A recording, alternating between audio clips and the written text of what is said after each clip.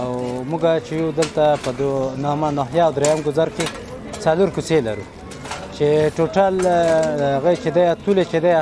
1019 متره دی او 12 سانتي سابس مواد لرو او 12 سانتي چې موږ پلان کانکریټ لرو. کار چې دی موږ 10% یعنی شوی دی، پروژه هم نوې شروع شوې ده، نن 10مه ورځ ده د کار د شروع چې موږ کار شروع کړی دی. نو کار د 10% مخته تللی دی چې خو موږ لرل 6 کسان غیر مسلکي هم درلودل، 12 نفره مسلکي خلک هم درلودل، 12 نفره. نو نن هم یو څو نفره نور هم اضافه کړل چې د موږ د کار سرعت یو څه زیات شي. د پلان یعنی د نن ورځ په شمول باندې موږ 6 نفره غیر مسلکي خلک لرو او 12 نفره چې دی مسلکي خلک لرو. اوس د دوامدار خلک وګوره په کارو سره اخته شي، باندې شی او صبر وګرځي نه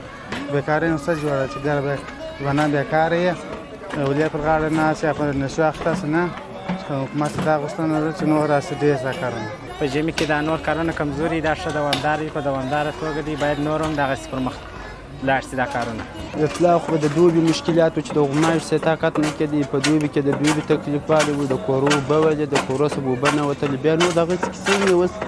شکر الحمدلله ښه دغه سپې خو پاکۍ سپې پلاخ چرې وته چرې سه بیا د کوڅو کانکریټر دی له هر خوا ښکلې ځمکې له تا خوند اخلي ماین یې له شپو لا برخمن د وطن خړې ځمکې